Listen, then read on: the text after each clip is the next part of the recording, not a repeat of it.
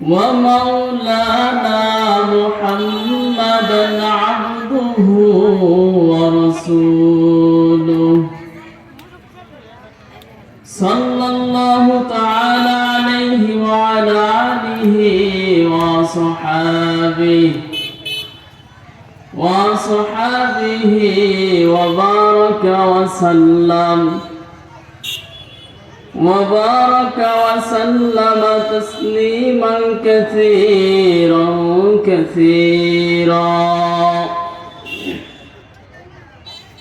الذي أرسله الله تعالى بالحق بشيرا ونذيرا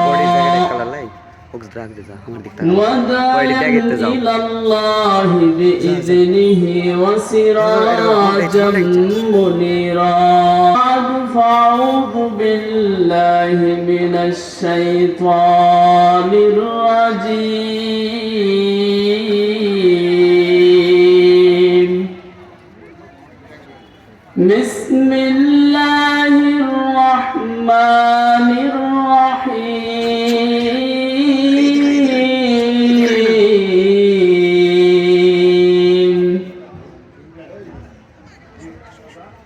ومن يبتغي غير الإسلام دينا فلن يقبل منه وهو في الآخرة من الخاسرين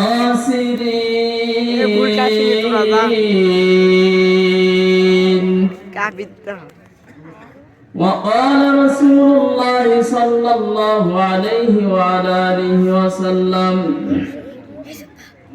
ألا إن أخ الإسلام لدائرة فدوروا مع الإسلام حيث دار أو كما قال النبي عليه الصلاة والسلام निगाह मोमिन से तू बदल जाती है तकदीर निगाह मोमिन से तू बदल जाती है तकदीर ए बंदा की कुव्वत नहीं कुदरत का इशारा ए बंदा की कुव्वत नहीं कुदरत का इशारा मरदूद है पीछे हमें खबर नहीं लेकिन मरदूद है पीछे हमें खबर नहीं लेकिन एक वक्त में हालाक जो अमाल है सारा एक वक्त में हालाक जो अमाल है सारा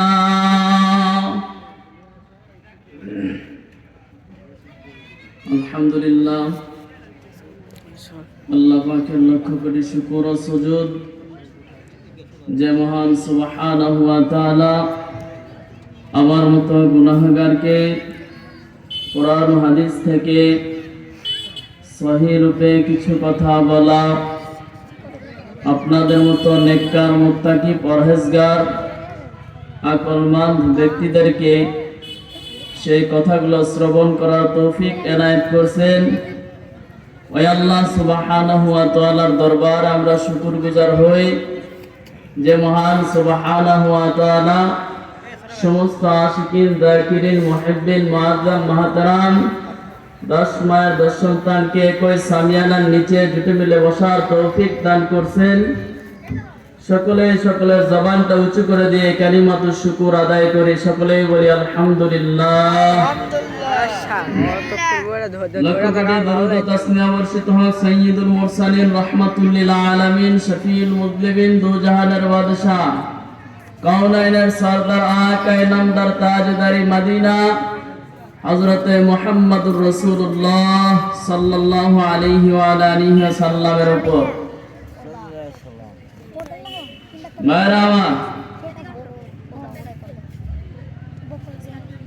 যেটা তাফসিরুল কোরআন মাহফিল তাফসিরের বাইরে কোনো কথা বলা ঠিক হবে না আর তাফসির করেন এরকম বিজ্ঞ ওয়াইজকে দাওয়াত দেওয়াই ঠিক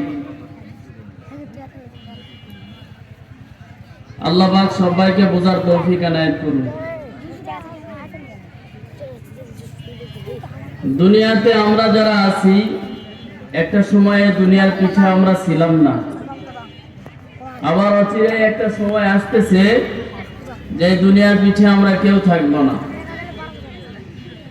100 বছর আগে যারা এই দুনিয়ার পিছে ছিলেন, এখন তারা দুনিয়াতে নাই। 100 বছর পরে আমরা যারা আছি, এখন 100 বছর পরে আমাদেরকেও আর দুনিয়ার পিঠে পাওয়া যাবে না।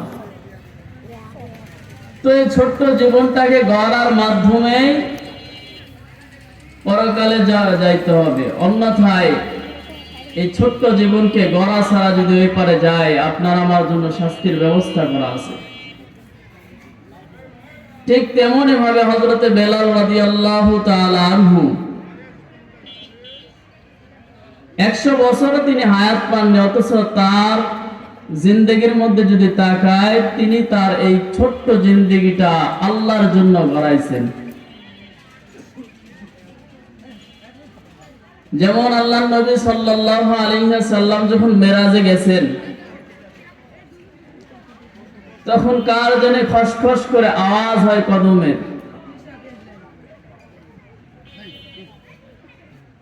জিবরিল আমিনকে ডাক দিয়ে বলতেছে, জিবরিল এটা কার আওয়াজ?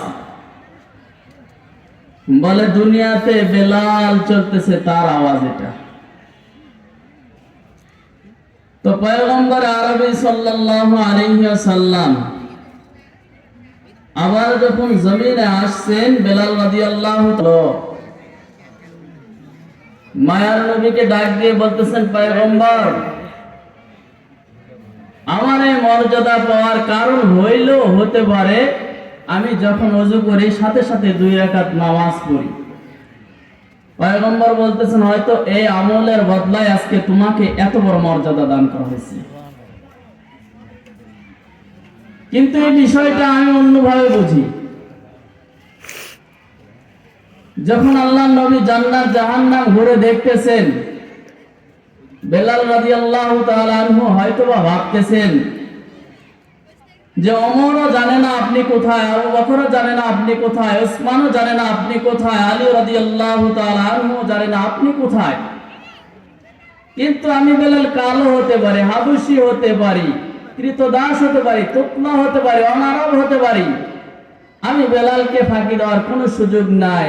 এই জন্য মানুষকে আমি জানিয়ে দিলাম, দেখেন মায়ার নবী কোথায় হাঁটতেছে। তো ছোট্ট বেলাল আল্লাহকে পাইছে, যার মর্যাদা ছিল আসমানে। শুধু এখানেই শেষ না, হাসরের মাঠে সবার কাছ থেকে আল্লাহ আমলনামা চাইবেন, ইল্লা বেলাল, যার কাছ থেকে কোনো আমলনামা চাওয়া হবে না। আল্লাহ শুধু বলবে, আব্দুল্লাহ ইয়াউমা বেলাল, ও বেলাল শুধু একটা আজান দিয়ে দাও, কোনো আমলনামা চাওয়া হবে না তার কাছ থেকে, শুধু একটা আজান দিয়ে দাও। মিডিয়াওয়ালারা প্রচার তো কান্না করছে, হাসরের মাঠে একটা আজান দিয়ে দেখাও বেলাল তোমার আজান ছিল তো ছিল কেমন, মানুষদেরকে একটু জানাও। তো বেলাল নিজের জীবনটা গড়াইছেন, গড়ায় আল্লাহকে পাইছে। ঠিক তেমনি ভাবে ফেরাউনের বাড়ির দাসীটাও নিজের জীবনটাকে গড়াইছে। দাসী দাসী, আর আমরা তো স্বাধীন চেতা মানুষ। ফেরাউনের বাড়ির দাসীটাও নিজের জীবনটাকে গড়াইছে। যখন তার ছোট মেয়েকে ফেরাউন গরম তেলের মধ্যে ঢালতে চায়, নামাইতে চায়, 2 চোখ দিয়ে যখন বান্দিটার চোখ বেয়ে যখন পানি পড়তেছে, তখন ফেরাউন বলছিল, একবার আমাকে আল্লাহ বলে স্বীকার করো, তোর বাচ্চাকে আমি ছেড়ে দেব। কত কঠিন ইমানের মানুষ ছিলেন তারা। বলতেছেন কখনোই না। বলে তাহলে তোর চোখে পানি কেন? বলে তুই 100 কোটি ফেরাউন যদি নারাজ হও, আমার কিছু যায়ও না, আসেও না, কিন্তু ওই আল্লাহকে নারাজ করা যাবে না। তুই আমার বাচ্চাকে ঢেলে দিবি তৈলের মধ্যে, দে, সমস্যা নেই। তো বাচ্চাকে যখন তৈলের মধ্যে ঢালা হয়েছে, সাথে সাথে হাড্ডি আর গোশত আলাদা হয়ে গেছে। রূহ উপর দিকে উঠতেছে আর বলতেছে, উম্মি উম্মি লা তাখাফি, মা মা ভয় পাস না, ফেরাউন সামনে আছে বলে। সানাজমা ফিল জান্নাতি ইনশাআল্লাহ, জান্নাতে আমরা একসাথে মিলিত হব। এরপরে যখন কান্না করতেছে, বলে এখনো কান্না করতেছি, আমাকে মানবি না? আমাকে মেনে নেন, দ্বিতীয় মেয়েকে ছেড়ে দেব। বলে কখনো না, তোমাকে মেনে নেওয়ার কোনো প্রশ্নই আসে না। বলে তাহলে এত কান্না করো কেন? আমি আল্লাহকে বলি, আল্লাহ তুমি নারাজ হও না। ফেরাউন নারাজ হলে কোনো যায়ও না, আসেও না, তুমি নারাজ হও না। দ্বিতীয় মেয়েকেও যখন তেলের মধ্যে ঢেলে দিয়েছে, দ্বিতীয় মেয়েকে বাড়ায়া বলছে, মা ফেরাউন সামনে, বলে ভয় পেও না, আল্লাহ আমাদের মিলনের সাথে জান্নাতে মেলারও বন্ধ ব্যবস্থা করতেছে। রূহ আমার বাইর হয়ে গেছে, সামনে থেকে আমার সব পর্দা সরে গেছে, তোর বাইর হয় নাই, এই জন্য তোর সামনে থেকে কোনো পর্দা সরে নাই। খবরদার পাও পিছলাইয়া দিস না মা। শেষবারে যখন ফেরাউনের ওই বান্দিটাকে তেলে ঢালতে চায়, বলে কোনো আশা থাকলে বলো। বলে একটা যদি পুরা করো। বলে কি? বলে আমার এই দুই মেয়ের হাড্ডি গোশত একসাথে, আমাকেও একসাথে করে একটা কবরে তুই মাটি দিয়ে দিস। বলে ঠিক আছে। আর এটাই করা হয়েছে। তো তারা নিজের জীবনকে গড়াইছে। তো আমি আর আপনি কি নিজের জীবনকে কোথায় রাখছি? আগামীকাল কিভাবে চলবো এই চিন্তায় আছি।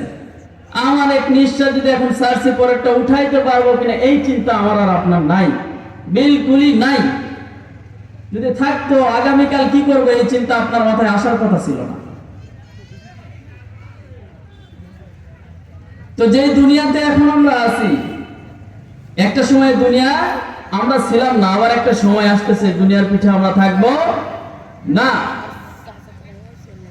দেখা যাবে এই দুনিয়াটাই আল্লাহ রাখবেন না। ইসরাফিল আলাইহিস সালামকে বলবেন ফানফাখ, ফুৎকার দাও।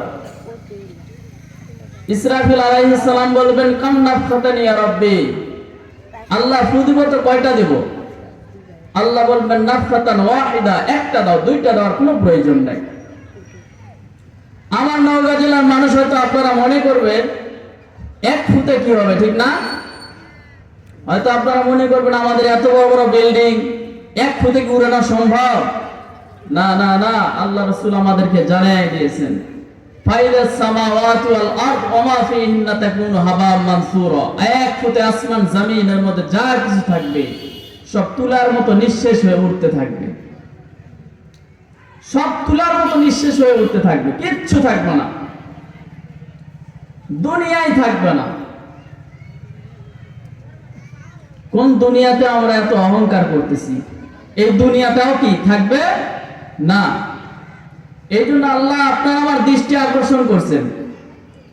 আপনার আমার দৃষ্টি আকর্ষণ করে বলতেছেন বান্দা আউযুবিল্লাহ সামাই ওয়া ইরতিফাইহা, আসমানের দিকে তাকিয়ে দেখো, তারাউনাহু বিগাইরি আমাদ, আমি খুঁটি ছাড়া আসমানটা লটকায় রাখছি। আবার একটাও না সাওয়া সামাওয়াতিন তিবাকা, একের পর এক 7টা আসমান আমি খুঁটি ছাড়া দাঁড় করে রাখছি। যারা এক দেশ থেকে আরেক দেশে বিমান উড়ে নিয়ে যায়, পাইলটকে জিজ্ঞাসা করে দেখবেন, ভাই আপনি তো এক দেশ থেকে আরেক দেশে গেছেন, কোন খুঁটি কি দেখছেন যে এই খুঁটি দিয়ে আল্লাহ আসমানটা আটকায় রাখছে? বলো ভাই আমি জীবনে বহু ভ্রমণ করছি, কিন্তু একবার এটা আমার নজরে পড়েনি। আমার আল্লাহর কথাই সত্য, তারাউনাহু বিগাইরি আমাদ, কোথাও কোনো খুঁটি পাবে না। সাবা সামাওয়াতিন তিবাকা, একের পর এক আমি আল্লাহ 7টা আসমান দাঁড় করায় রাখছি। মুসা পয়গম্বর আলাইহিস সালাম আল্লাহকে ডাক দিয়ে বলতেছেন, দয়ার মালিক, এত বিশাল আপনার সৃষ্টি, যদি আপনাকে না মানে আপনি কি করবেন? মানে আমি